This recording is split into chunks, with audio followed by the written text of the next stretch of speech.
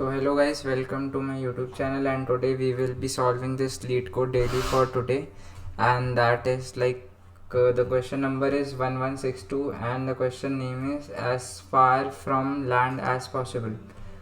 So I'll advise you to first go through the problem statement and try it yourself, and if you are stuck then go through the solution. So basically इस question में given ये है कि आपको एक matrix given होगा जिसमें जो 1 होगा वो सिग्निफाई करेगा लैंड है और 0 सिग्निफाई करेगा कि वाटर है, और आपको क्या करना है हर एक वाटर सेल से, मतलब जिस भी सेल पे 0 होगा उससे आपको क्लोजेस्ट लैंड की डिस्टेंस बतानी है और उस डिस्टेंस की मैक्सिमम वैल्यू बतानी है। तो जैसे कि इस वाले 0 के लिए जो सबसे क्लोजेस्ट 1 है, और डिस्टेंस जो है वो इस तरीके से मैनहट्टन डिस्टेंस की तरह डिफाइंड है कि अगर हमारे पास 2 पॉइंट होते हैं x0 y0 और x1 y1, तो उसका distance absolute of x0 minus x1 plus y0 minus y1 ये होगा डिस्टेंस। तो जैसे अगर मैं बोलूँ कि इस वाले 0 के लिए अगर आप पता करो कि इसके सबसे क्लोजेस्ट 1 कहाँ पे है, तो ये 1 डिस्टेंस पे है, ये वाला 1। इस वाले 0 के लिए भी 1 डिस्टेंस पे है, इस वाले 0 के लिए 2 डिस्टेंस पे है, इस वाले 0 के लिए 1 डिस्टेंस पे है, इस वाले 0 के लिए भी 1 डिस्टेंस पे है। तो 1 1 1 1 और इस वाले के लिए 2। तो इन सब में से मैक्सिमम वैल्यू क्या आई, तो इन सब में से मैक्सिमम वैल्यू आपकी 2 आई, तो इसलिए आंसर आपका 2 होगा।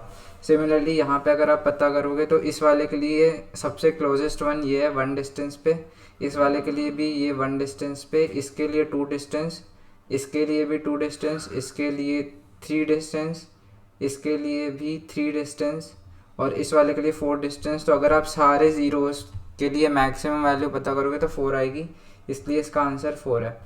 तो ये है क्वेश्चन, इसलिए अगर आप कंस्ट्रेंट देखोगे तो n की वैल्यू जो है 100 हो सकती है।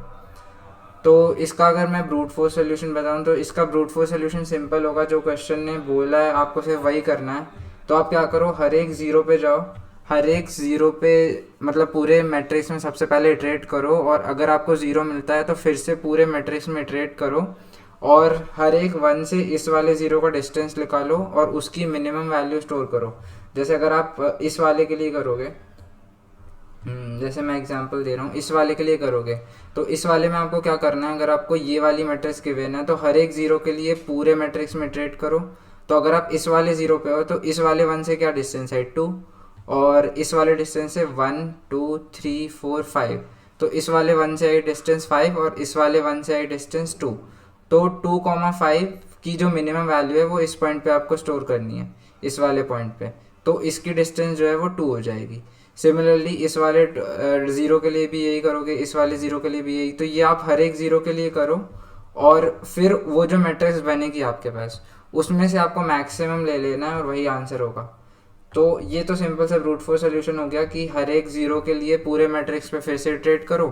तो आप सबसे पहले कितने ज़ीरोज़ हो सकते हैं मैक्सिमम, आपके पास n² ज़ीरोज़ हो सकते हैं, और उन सारे n² ज़ीरोज़ के लिए आप फिर से मैट्रिक्स में इटरेट कर रहे हो, तो जो ब्रूट फोर्स सोल्यूशन की कॉम्प्लेक्सिटी होगी वो n² into n², so basically n⁴ हो जाएगी, जो कि पास कर भी सकता है। वैसे n के कंस्ट्रेंट्स अगर 100 हैं तो 10⁸ हो जाएगा, बट ये एक्सेप्टेड सोल्यूशन नहीं होगा, हम इससे बेटर कर सकते हैं। तो अगर आपको ये वाला सोल्यूशन ट्राई करना है तो आप कर सकते हैं, ठीक है। फिर सेकंड सोल्यूशन ये आता है कि जैसे हमें क्या पता करना है, हमें हर एक 0 के लिए पता करना है कि उससे क्लोजेस्ट 1 कौन सा है। जैसे इस वाले 0 के लिए मुझे पता करना है क्लोजेस्ट 1 ये है और कितने डिस्टेंस पे है, 2 डिस्टेंस पे है। फिर इस वाले 0 के लिए मुझे पता करना है क्लोजेस्ट 1 कौन सा है, ये वाला है और 1 डिस्टेंस पे है। इस वाले के लिए क्लोजेस्ट ये है। इस वाले के लिए अगर देखोगे तो क्लोजेस्ट जो है ये भी 2 डिस्टेंस पे है और ये वाला 3 डिस्टेंस पे है। तो इस वाले के लिए क्लोजेस्ट 1 2 डिस्टेंस पे है, ठीक है। तो यानी कि हर एक 0 के लिए कोई ना कोई 1 जो है वो उससे क्लोजेस्ट रहेगा। मतलब जैसे इन सब के लिए ये वाला 1 क्लोजेस्ट है, इसके इस वाले के लिए भी ये वाला 1 क्लोजेस्ट है, इसके लिए भी ये वाला, इसके लिए भी ये वाला। फिर जैसे अगर आप इसकी बात करोगे तो इसके लिए ये वाला 1 क्लोजेस्ट है। तो मतलब हर एक 0 किसी ना किसी 1 के थ्रू ही मिनिमाइज होगा। यानी कि मेन चीज़ क्या है कि ये 1। तो अगर मैं क्या करूँ, किसी भी 1 से मैं क्या करूँ, जैसे अगर मैं उल्टा क्वेश्चन को करूँ और हर एक 1 के लिए ये देखूँ कि ये वाला 1 जो है क्या डिस्टेंस दे रहा है हर एक 0 को। तो हमने क्वेश्चन को थोड़ा उल्टा फ्रेम किया और हर एक 1 के लिए पहले पता किया कि यानी कि जो 0 पे डिस्टेंस आएगा वो किसी ना किसी 1 के थ्रू ही आएगा। तो हम क्या करें, हर एक 1 के लिए डिस्टेंस निकाल लें, हर एक 1 से हर एक 0 का डिस्टेंस निकाल लें और उसको मिनिमाइज़ करें। जैसे अगर हम इस ओरिजिनल क्वेश्चन की बात करें तो अगर इस ओरिजिनल क्वेश्चन में एक ही 1 होता, यानी अगर हम ऐसे होते कि हमारे पास सिर्फ ये 1 है, अगर हमारे पास सिर्फ ये 1 है तो फिर हम क्या करेंगे। तो अगर हमारे पास सिर्फ ये 1 है तो हमारे पास कुछ ऐसा मैट्रिक्स होता।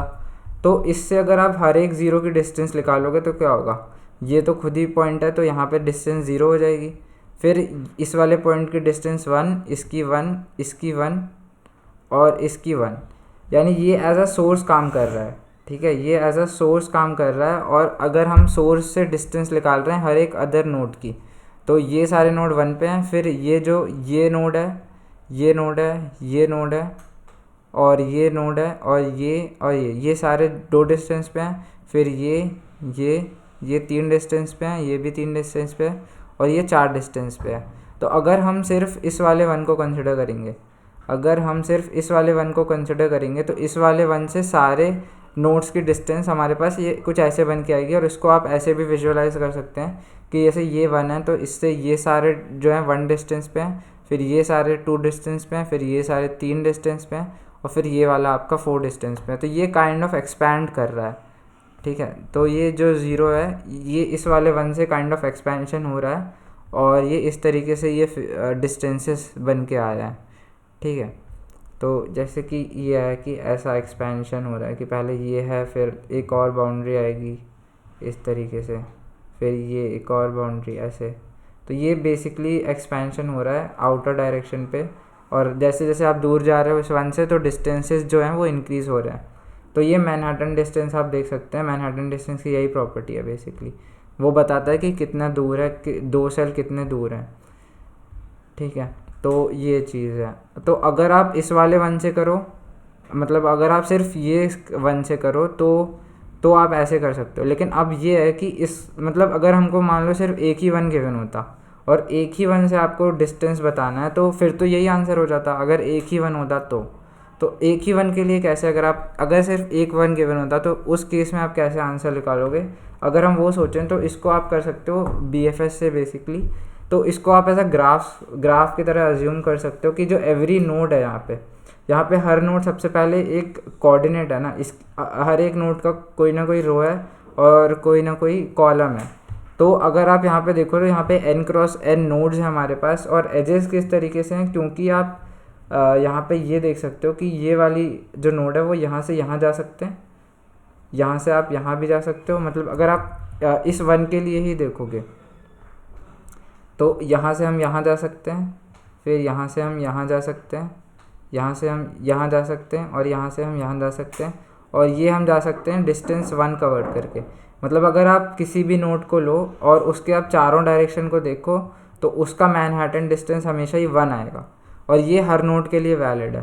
तो मैं क्या कर रहा हूँ, यहाँ पे एक अनडायरेक्टेड एज बना दे रहे हैं हम हर एक नोड के लिए। ये अनडायरेक्टेड है क्योंकि आप ऊपर से भी नीचे आ सकते हो और नीचे से भी ऊपर जा सकते हो, इसलिए ये एक अनडायरेक्टेड एज है। तो ये अनडायरेक्टेड एज है तो बेसिकली आप एक ग्राफ बना सकते हो जिसमें हर एक नोड यानी हर एक सेल जो है वो एक नोड को रिप्रेजेंट करेगा और एजेस आपके पास इस तरीके से होंगी कि हर एक नोड के लिए 4 एजेस होंगी। आप अप डायरेक्शन में, डाउन डायरेक्शन में एक और राइट डायरेक्शन में एक और लेफ़्ट डायरेक्शन में एक। तो ये सारी आपकी एडजेसेंट नोड होंगी। तो आप इस वाले नोड से यहाँ जा सकते हो। तो ऐसे ही अगर आप इसके लिए बनोगे तो ये एज होगी, ये एज होगी, ये भी एज होगी, ये भी एज होगी। तो बेसिकली इस तरीके से पूरा ग्राफ बनेगा आपका। ये एजेस को स्टोर कराने की ज़रूरत नहीं है बेसिकली, क्योंकि आप किसी भी नोड पे हो तो आपको तो पता ही है कि मेरे से लेफ़्ट कौन है, मेरे से राइट कौन है, मेरे से ऊपर कौन है, नीचे कौन है। तो किसी भी नोड पे हो तो आपको पहले से ही पता है कि कौन कौन सी एजेस होंगी। 4 एजेस होंगी अगर वह नोड एग्जिस्ट कर रही है ऊपर वाली, तो ये एक एज होगी, ये एक एज होगी, ये एक एज होगी, ये एक एज होगी। तो बेसिकली ये जो क्वेश्चन है अब कन्वर्ट हो गया। अगर आप इस क्वेश्चन को एज अ ग्राफ प्रॉब्लम देखोगे तो हमारे पास एक सोर्स गिवन है, इस सोर्स से हमें बताना है कि बाकी सारे नोड्स का डिस्टेंस क्या है। तो ये सिंगल सोर्स शॉर्टेस्ट पाथ वो भी यहाँ पे हर एक जो नोड है हर एक जो एज है उसका वेट क्या है 1 है, क्योंकि आपको एडजेसेंट नोड में जाने से सिर्फ मैनहट्टन डिस्टेंस में 1 का डिफरेंस आता है, तो इसमें हर एक एज का जो वेट है वो 1 है। तो अगर आपको वेटेड ग्राफ मतलब अगर आपको ऐसा ग्राफ गिवन है जो कि अनवेटेड है जहाँ पे हर एक एज का वेट 1 है और एक सोर्स गिवन है और आपको बाकी नोड से उस सोर्स से बाकी सारे नोड का डिस्टेंस बताना है, तो आप BFS का यूज़ करते हैं। तो यहाँ पे भी हम BFS का यूज़ करेंगे। इस वाली नोड को हम सोर्स को सबसे पहले क्यू में डालेंगे और फिर सिंपल BFS से ये सारे डिस्टेंस हम कैलकुलेट कर लेंगे। तो अगर आपको BFS नहीं आता तो पहले आप BFS देख सकते हैं और फिर इस क्वेश्चन पे आ सकते हैं। तो ये तो है कि अगर आपके पास सिर्फ एक नोड है तब, तो एक नोड के लिए हमें पता चल गया कि हम इसको ऐसा ग्राफ इमेजिन करेंगे और BFS लगाएंगे। तो ये अगर आपके पास सिर्फ ये सोर्स है तो आप ऐसे करेंगे, लेकिन हमारे पास तो 2 सोर्स थे, तो हम क्या कर सकते हैं, ये फर्स्ट सोर्स के लिए हमने सारे डिस्टेंस निकाल लिए, फिर हम सेकंड सोर्स को भी एज अ इंडिविजुअली मान के उससे भी डिस्टेंस निकालेंगे, क्योंकि हर एक ज़ीरो किसी ना किसी 1 से क्लोजर डिस्टेंस पे होगा। तो अगर आप हर एक 1 से ही BFS लगा रहे हो और उसके बाद डिस्टेंस को मिनिमाइज़ कर रहे हो तो एट द एंड आपको आंसर मिल जाएगा। तो अब क्या किया, अब हमने इमेजिन किया कि हमारे पास सिर्फ ये वाला 1 है, तो अगर हमारे पास सिर्फ ये वाला 1 है तो इससे भी आप डिस्टेंसेस निकाल लो। तो इससे इसका डिस्टेंस 0 आया, इससे ये 3 का डिस्टेंस जो है वो 1 आया, इससे ये 4 ये जो नोड्स हैं इनका डिस्टेंस 2 आया, फिर ये वाले नोड्स का डिस्टेंस जो है 3 आया, ये वाले नोड्स का डिस्टेंस 4 आया और ये वाले नोड का डिस्टेंस जो है वो 5 आया। तो अगर आप इससे BFS करोगे तो फिर से आपके पास ये बन जाएगा, और अगर आप इससे BFS करोगे तो ये आपके पास ये बन जाएगा। और ये कैसे बना, ये इस तरीके से एक्सपेंशन होगा। तो आप BFS का कोड लिखोगे तो BFS के कोड में बेसिकली लेवल ऑर्डर ट्रैवर्सल होता है, तो BFS के कोड में बेसिकली आप लेवल बाय लेवल दूर जाते जाते हो, तो इसलिए वो डिस्टेंसेस जो है वो करेक्ट स्टोर करता है। इस क्वेश्चन को आप DFS से नहीं कर सकते, क्योंकि DFS जो है वो डेप्थ फर्स्ट सर्च होता है, उससे आप कभी भी डिस्टेंस नहीं निकाल सकते, कि शॉर्टेस्ट डिस्टेंस नहीं निकाल सकते, तो इसलिए हमको यहाँ पे BFS का यूज़ करना पड़ेगा। तो अब मेरे पास क्या है कि हर एक 1 के लिए मुझे ये पता चल गया कि इस 1 के लिए सारे ज़ीरो का क्या डिस्टेंस है और इस वाले 1 के लिए सारे ज़ीरोज़ का क्या डिफरेंस है। तो अब मैं क्या कर सकता हूँ, इन दोनों रिज़ल्ट को कंबाइन कर सकता हूँ। तो बेसिकली ये वाला रिज़ल्ट था इसका और ये वाला रिज़ल्ट था इसका। तो अगर मैं बोल रहा हूँ कि जैसे मैं इस वाली नोड की बात कर रहा हूँ, तो इस नोड का इस वाले ज़ीरो से इस वाले 1 से डिस्टेंस 2 है, और इसी नोड का इस वाले 0 से इस वाले 1 से, यानी यहाँ पे वो 1 होगा, उसका डिस्टेंस 5 है। तो हमको तो मिनिमम डिस्टेंस चाहिए था ना, तो इन दोनों की मिनिमम वैल्यू आपने यहाँ पे स्टोर कर दी फाइनल मैट्रिक्स में कि इसका जो मिनिमम डिस्टेंस है वो 2 है। फिर ऐसे ही इस वाले नोड के लिए भी 1 और 4, तो आपने 1 स्टोर कर दिया। फिर इस वाले का भी 2 3, तो आपने 2 स्टोर कर दिया। फिर आपने 3 2, यहाँ पे 3 और ये 2, तो यहाँ पे भी 2 आएगा यहाँ पे, तो यहाँ पे भी 2 स्टोर कर दिया। फिर यहाँ पे 1 4, तो 1 स्टोर कर दिया। ये तो मतलब 1 है तो किसी काम का नहीं है, क्योंकि हमको सारे ज़ीरो के डिफरेंस ही चाहिए थे, ठीक है ना। तो ये 1 2, तो इसका 1 आ गया। फिर 2 1, तो यहाँ पे 1 आ गया। 2 3, तो 2 आ गया। 1 2, तो यहाँ पे 1 आ गया। फिर 2 1 1, ये तो वैसे ही 1 था तो इससे फ़र्क नहीं पड़ेगा। फिर 3 4 3, 2 3 2, फिर 3 2 2 और 1 और 4, तो इसका 1 आ गया। तो ये आपका फाइनल मैट्रिक्स बनेगा डिस्टेंस का। तो अब आपको ये पता है कि ये वाला जो सेल है, यानी कि ये वाला जो पॉइंट है वो किसी ना किसी 1 से 2 डिस्टेंस पे है, ये 1 डिस्टेंस पे है, ये भी 2 डिस्टेंस और ये सारी चीज़ें आपको अब पता चल गई। तो इसमें से आपको सिर्फ मैक्स बताना है, तो इसमें से जो मैक्स होगा वो 3 होगा, तो आपका आंसर जो है वो 3 हो जाएगा। तो इस तरीके से बेसिकली परफॉर्म करते हैं हम BFS। तो हर एक 1 से आपको BFS परफॉर्म करना है, और हर एक 1 से जो BFS की वैल्यू आ रही है उसको आपको बेसिकली मिनिमाइज़ करते जाना है। तो एक आप ये डिस्टेंस मैट्रिक्स बना सकते हो, और फिर आप जितने भी 1 हैं सारों से BFS रन करो, और सारों से BFS रन करने के बाद आपको ये जो फाइनल मैट्रिक्स है वो आपको मिल जाएगा।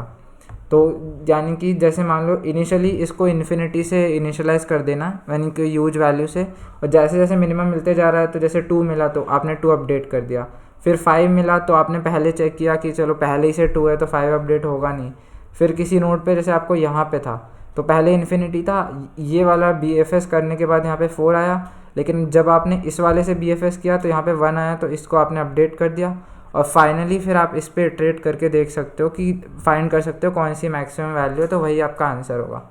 बट अगर आप ये अप्रोच फॉलो करते हो कि हर एक 1 से आप BFS कर रहे हो, तो सबसे पहले BFS की कॉम्प्लेक्सिटी होती है, अगर आप एक BFS परफॉर्म करते हो तो BFS की कॉम्प्लेक्सिटी क्या होती है, n² होती है। तो अगर आप हर एक 1 से BFS कॉल करोगे तो इसकी कॉम्प्लेक्सिटी क्या होगी, मान लो मैक्सिमम नंबर ऑफ टाइम्स आपके पास सारे ही 1 हो सकते हैं, तो n² 1 हो सकते हैं आपके पास। तो आपके पास अगर n² 1 हो सकते हैं और हर एक बार, तो आप n² टाइम्स आपने BFS कॉल किया, n² टाइम अगर आप BFS करोगे तो n² इंटू n² कॉम्प्लेक्सिटी होगी। तो इससे अच्छा इसकी ओवरऑल कॉम्प्लेक्सिटी n⁴ ही हुई। तो इससे अच्छा तो हम ब्रूट फोर्स ही कर लेते हैं, क्योंकि ब्रूट फोर्स की कॉम्प्लेक्सिटी भी n⁴ ही है। तो हमने फिर ये क्यों किया? तो मतलब लॉजिक तो यही है, बट इसको आप ऑप्टिमाइज़ कर सकते हो कि हर एक 1 से इंडिविजुअली BFS करने की बजाय हम क्या करेंगे, हम एक साथ BFS करेंगे, हर एक मतलब एक साथ BFS करेंगे।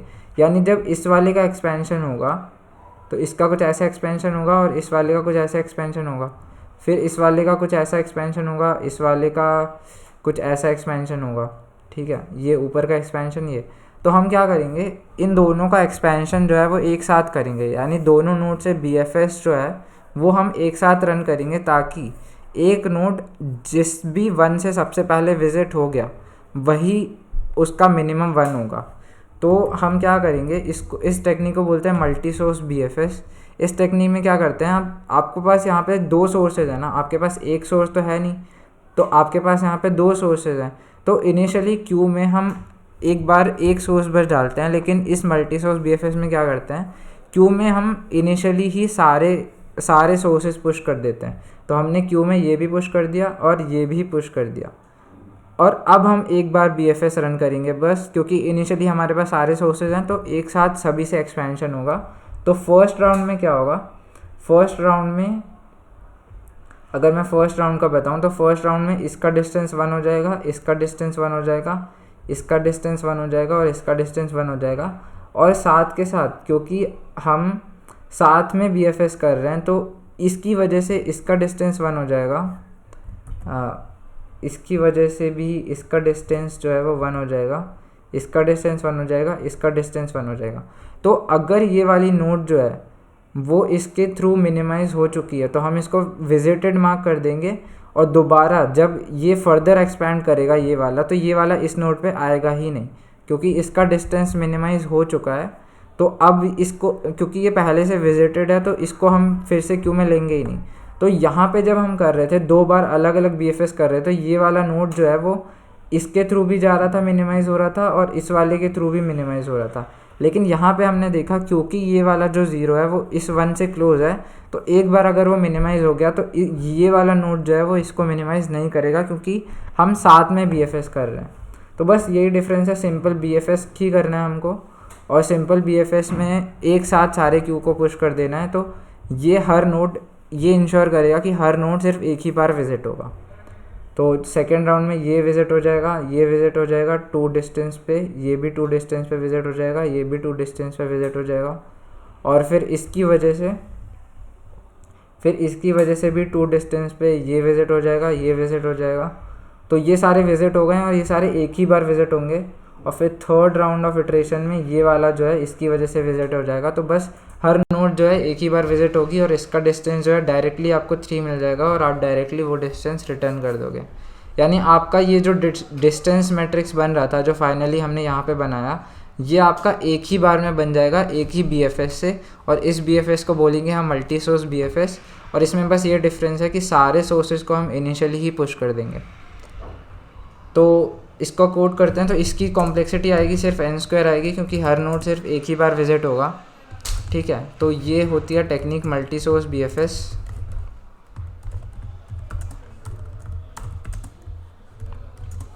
तो अब इसका कोड देख लेते हैं हम। तो सबसे पहले int num is equal to grid dot size, कि उसके कितने नंबर ऑफ रोज़ हैं।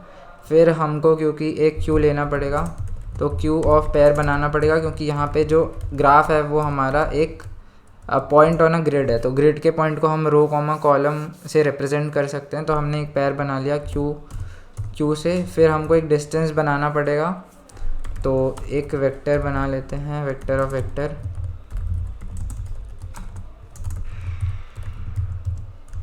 हाँ, तो एक डिस्टेंस रख लेंगे हम n क्रॉस n का, और उसको हम फिल कर देंगे यूज वैल्यू से। तो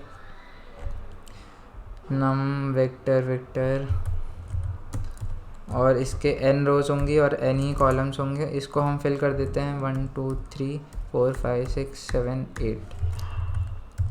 तो 10⁻8 से फिल कर दिया इसे हमने। फिर सिमिलरली एक डिस्टेंस बना लेते हैं, एक विजिटेड मार्क। हाँ, विजिटेड ये बताएगा कि वो वाली नोड जो है विजिटेड है कि नहीं। तो इनिशियली इसको हम 0 से फिल करेंगे।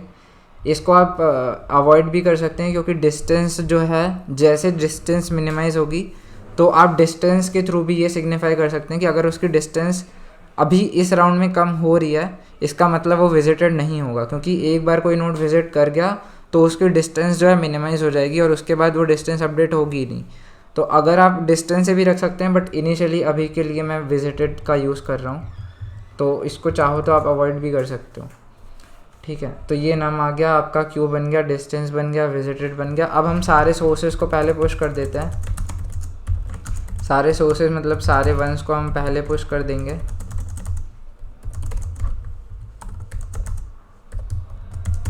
तो अगर आपकी ग्रिड ऑफ आई जे, अगर ये आपका 1 है, इसका मतलब ये सारा ये सोर्स है, तो आपको क्यू में पुश करना है i, j, और इसको आपको विजिटेड मार्क करना है, क्योंकि BFS में क्या होता है, चाहे ये मल्टी सोर्स BFS हो, कोई मतलब कैसे भी BFS हो, जब आप क्यू में पुश करते हैं तो उसको आप विजिटेड मार्क कर देते हैं, ताकि आप दोबारा से उसको विजिट ना करो। और इसके डिस्टेंस को आप 0 मार्क कर देते हैं। तो इसके डिस्टेंस को आपने 0 कर दिया। अब आप सिंपल BFS करना है, वाइल क्यू डॉट साइज, या फिर क्यू नॉट एम्प्टी, वैसे भी लिख सकते हैं इसको। अब आप सबसे पहले उसको पॉप करेंगे, तो पेयर इंट कॉमा इंट, ये आपका p is equal to Q dot pop Q dot top से उसका आपका टॉप का एलिमेंट आ जाएगा, और आप फिर क्यू डॉट पॉप कर देंगे, यानी उसको आप बाहर निकालेंगे। फिर आप क्या करेंगे, सबसे पहले अब आपको जैसे कोई पर्टिकुलर नोड मिला ना i, j, तो सबसे पहले इसका x, y निकाल लेते हैं। इसको हम x बोलेंगे, x is equal to P dot first पे x इंडेक्स होगा, और y is equal to P dot second. अब आपको क्या करना है, अब आपके पास कोई पर्टिकुलर नोड है ग्राफ का, ठीक है, ग्राफ नोड है आपके पास। तो अगर आपके पास कोई ग्राफ का नोड है और आपको इसके एडजेसेंसी लिस्ट पे जाना है, तो हम नॉर्मली ग्राफ के क्वेश्चन में क्या करते थे, हम एडजेसेंसी लिस्ट बनाते थे, बट यहाँ पे उसकी ज़रूरत नहीं है, क्योंकि हमें यहाँ पे एजेस तो पता ही है कि इस नोड से क्या होगी। एक आप राइट के लिए चेक कर लो, एक आप लेफ़्ट के लिए चेक कर लो, एक आप अप के लिए चेक कर लो, और एक आप डाउन के लिए चेक कर लो, ठीक है ना।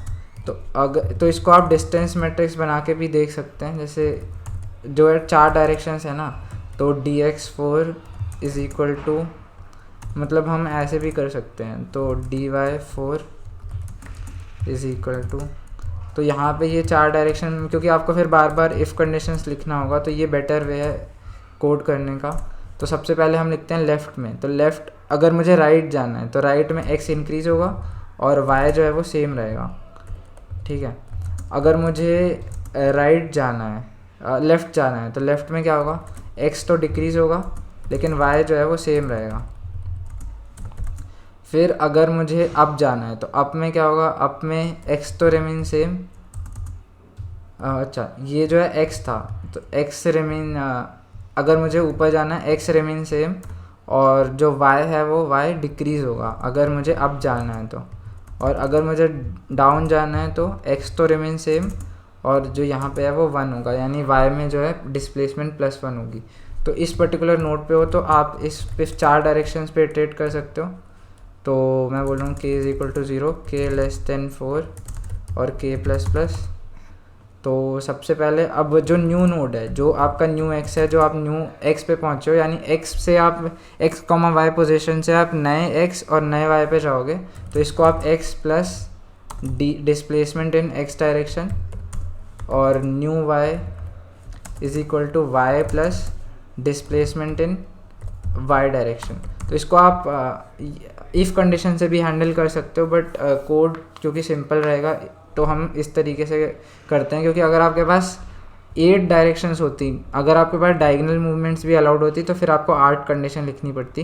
तो ये जो है बेटर तरीका है। तो अगर हम आउट ऑफ बाउंड नहीं जा रहे हैं, यानी कि अगर जो है डिस्टेंस, अगर न्यू एक्स जो है वो ग्रेटर देन इक्वल टू 0 है, एंड जो है आपका न्यू एक्स जो है वो लेस देन नम है, एंड जो है आपका न्यू वाई जो है वो भी ग्रेटर देन इक्वल टू 0 है, एंड जो आपका न्यू वाई है वो भी लेस देन इक्वल टू नम है, दैट इज़ हम वैलिड पॉइंट पे हैं। तो अगर वो नोड पहले से विजिटेड नहीं है, अगर visited of new X new Y equal to 0 आ रहा है, तो हम क्या करेंगे, तो हम उसको विज़िट करेंगे।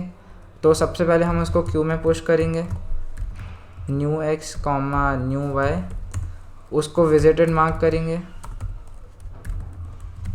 Visited of new X new Y is equal to 1, और उसका डिस्टेंस अपडेट करेंगे।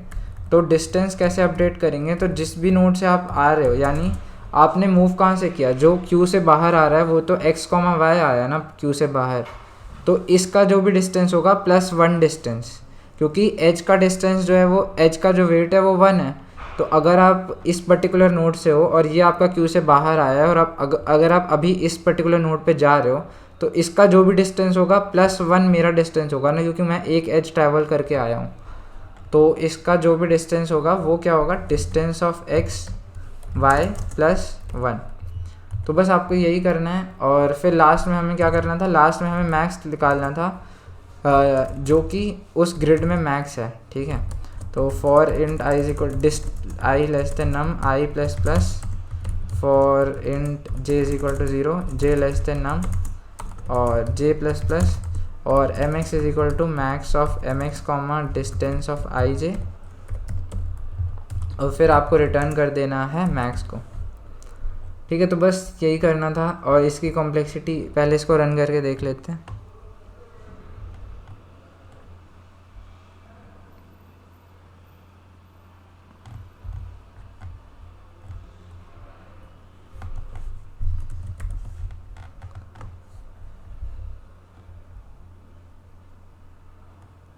तो ये क्यू में क्यू डॉट फ्रंट होता है, टॉप नहीं, तो ये इसमें तो एक्सेप्टेड है।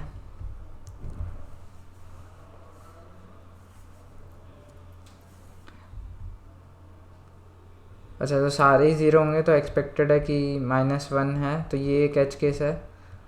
हाँ, अगर आपके पास सारे ही ज़ीरो हैं तो आप तो जा ही नहीं सकते, तो सारे ज़ीरो हैं तो आपको रिटर्न करना है -1। इफ़ नो लैंड और वाटर एग्जिस्ट देन रिटर्न -1। तो अगर आपके पास ये जो फाइनल डिस्टेंस है ये आपकी इन्फिनिटी आ रही है, तो आपको रिटर्न करना पड़ेगा -1। तो यहाँ पे हम लिख सकते हैं, क्योंकि हमने इनिशियली जो है इसको इस वैल्यू से इनिशलाइज़ किया है, तो अगर कोई भी अपडेट हुआ नहीं, इसका मतलब क्या है कि हमारी mx की वैल्यू यही आएगी, तो हम डायरेक्टली रिटर्न कर देंगे -1। तो अब देखते हैं, हाँ सारे 1 हैं तो भी आपको रिटर्न करना है क्या, -1।